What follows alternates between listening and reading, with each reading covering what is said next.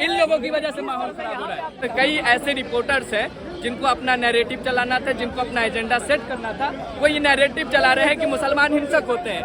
चक्कर भी रचो तुम चाहे जितने, इस रण से वापस मैं ना जाऊंगा, कलयुग का अभिमन्यु हूँ, हर चक्कर भी तोड़ कर जाऊंगा। जब किसान आंदोलन हुआ तो सरकार कहती है ये गुमराह है, इन्हें कुछ नहीं पता। CNRC प्रोटेस्ट हुआ, कहते गुमराह है, और अभी हर मामले में गुमराह है। यही एक समझदार है। नौजवान सड़कों पे है रोजगार को लेके, किसान अपनी MSP को लेके सड़कों पे खड़ा है, दलित सड़कों पे खड़ा है, मुस्लिम सड़कों पे खड़ा है। तो जनता का विश्वास तो सरकार खो चुकी है। वीर अब्दुल हमीद की औलाद हैं हम, सम्मान के हकदार हैं साहब। हमने, हमारे पिता ने अपनी लाश देश के लिए चित्रों में अमेरिका के 3 टैंक उड़ाने के बाद अपनी लाश चित्रों में घर लेके आए थे। और अगर सरकार कहे कि गुरुद्वारा प्रबंधन कमेटी को हम अपने अधीन ले रहे हैं तो क्या सिख कम्युनिटी मानेगी? बोलिए ना मानेगी। हम गोडसे की विचारधारा को ना अभी मानते, ना पहले माने, ना आगे मानेंगे। इंडिया गठबंधन से लेके सभी को हम कहते हैं साहब प्लीज इस देश की मुस्लिम विरासत को बचाने के लिए हमारा समर्थन कीजिए। अरे कर दिया, अरे सुनिए ना भाई।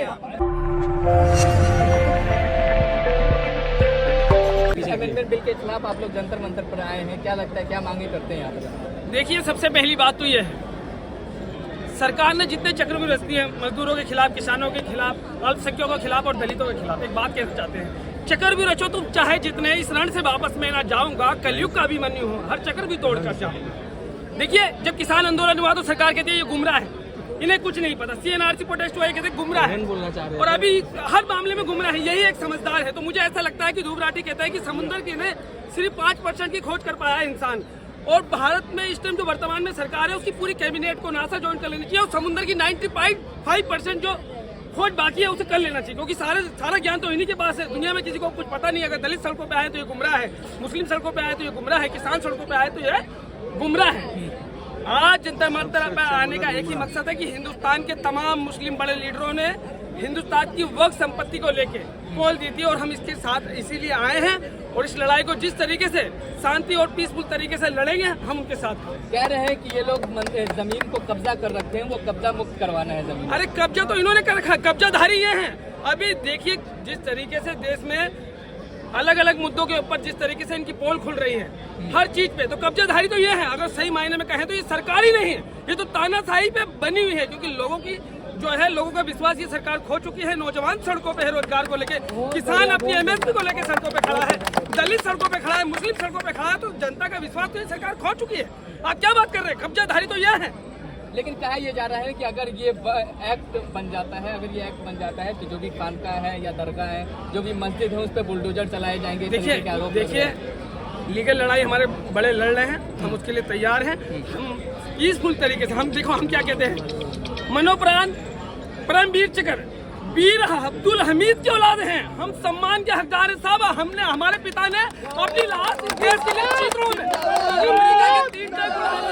अमेरिका के 3 टैंक उड़ाने के बाद अपनी लाश चित्रों में घर लेके आए थे। और पाकिस्तान के अमेरिका के टैंक थे वो जो पाकिस्तान को दिए गए थे, जो आज डोनाल्ड ट्रंप की गोद में बैठे हुए रहते हैं नरेंद्र मोदी, और जो हम पे अलग अलग टैक्स लगा रहे हैं। बात सुनिए, हम इस देश के अंदर हिंदू, मुस्लिम, सिख, ईसाई का भाईचारा चाहते हैं। अगर सरकार कहे कि गुरुद्वारा प्रबंधन कमेटी को हम अपने अधीन ले रहे हैं तो क्या सिख कम्युनिटी मानेगी? बोलिए ना मानेगी।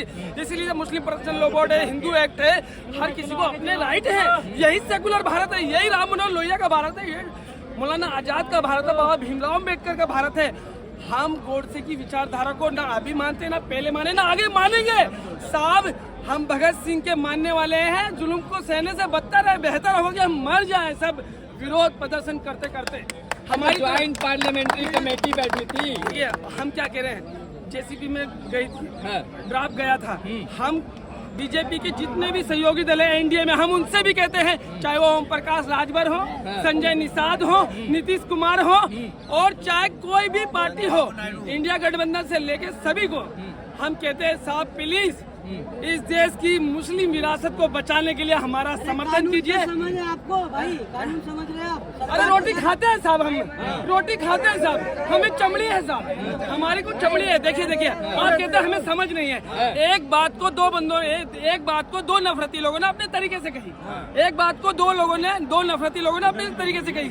एक ने कहा कि कलर से दिक्कत है तो घर में रह जाइए, दूसरे ने कहा मास्क से। लेकिन एक को शाबाशी और दूसरे को सम्मान मिला, ये देश के लिए ठीक नहीं है। इसकी आवाज उठा रहे हैं।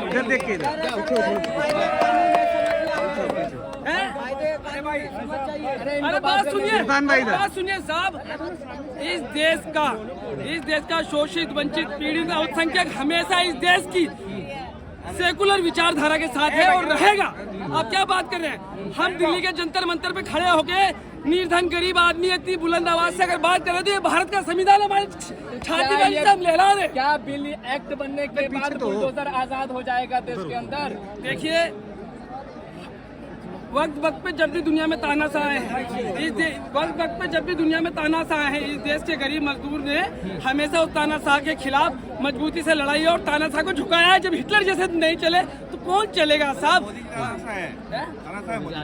आपको आज पता चला है?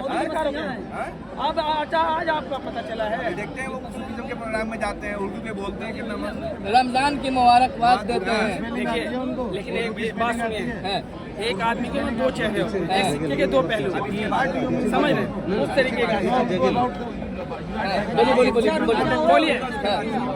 सरकार की विचारधारा को लेके सरकार, सुनिए पत्रकार जी, आप हमारा जो बीपी डाउन कर रहे हैं यार। आप बोलिए, इधर बोलिए, बीपी बोलिए। रुकिए ना भाई, हम बात कर रहे हैं ना भाई, आपके सवालों का जवाब देंगे। देखिए मेरी बात सुनिए, सब कुछ, अरे सब कुछ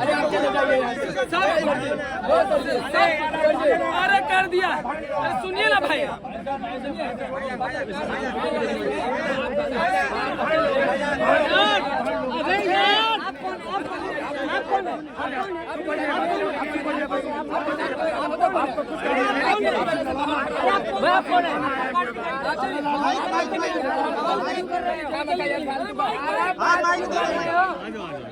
दिमाग खराब कर रहे हैं। इन लोगों की वजह से माहौल खराब हो रहा है। यहाँ पर प्रोटेस्ट हो रहा है, all India Muslim personal law banner के तले प्रोटेस्ट हो रहा है। अलग अलग जमातों ने समर्थन दिया है, लेकिन उसमें कुछ लोग अगर कोई बात कर रहे हैं तो उनको आकर के रोक रहे हैं। उनकी वजह से कुछ चैनल उसके खिलाफ एक अलग नैरेटिव तैयार कर रहे हैं। जैसा कि मतलब जिस तरीके से यहाँ से ऐलान किया गया कि आप मीडिया में बाइट ना दें, आप हमारी बातों को आकर के सुने, तो सभी लोगों ने, कई लोग अगर बात भी कर रहे थे तो उनको रोका गया।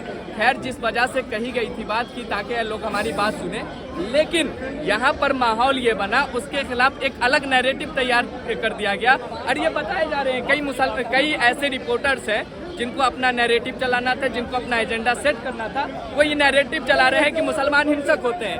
ये कई ऐसे यूट्यूबर्स हैं, कुछ लोग यहाँ पर, कुछ लोग अगर हुल्लड़बाजी करते हैं एक दो को दिखा करके पूरे आंदोलन को बदनाम कर रहे हैं, पूरे आंदोलन के खिलाफ ये नैरेटिव चला रहे हैं कि मुसलमान हिंसक होते हैं, मुसलमान ऐसे होते हैं, मुसलमान धार्मिक नारे लगा रहे हैं। ये कुछ लोगों की वजह से, चूंकि यहाँ पर मना किया गया था कि आप मीडिया में बाइट ना दे। यहाँ पर कई तरह में मीडिया बटा हुआ है, तो जिस तरीके से यहाँ पर मना किया गया था कि आप मीडिया में बाइट ना दे, लेकिन यहाँ पर कुछ लोग उसको रोक रहे थे मीडिया में बाइट देने से। अब उसके खिलाफ जो लोग बोल रहे थे, लेकिन कुछ यूट्यूबर्स आते हैं उसके खिलाफ एक अलग नैरेटिव तैयार करते हैं कि मुसलमान हिंसक होते हैं, मुसलमान धार्मिक नारे लगा रहे हैं, मुसलमान हमें भगा रहे हैं, मुसलमान हमारे खिलाफ नारेबाजी कर रहे हैं, तमाम तरीके का। इससे पहले आप नेशनल मीडिया पे देखते रहे होंगे कि वक्त कानून को लेकर के जिस तरीके का एजेंडा चलाया जाता रहा है, वक्त कानून के खिलाफ जिस तरीके की बातें कही जाती रही है, वक्त कानून के लेकर के जो मुसलमानों को कटघरे में खड़ा किया जाता रहा है, वही एक माहौल यहाँ भी तैयार करने की कोशिश की जा रही है।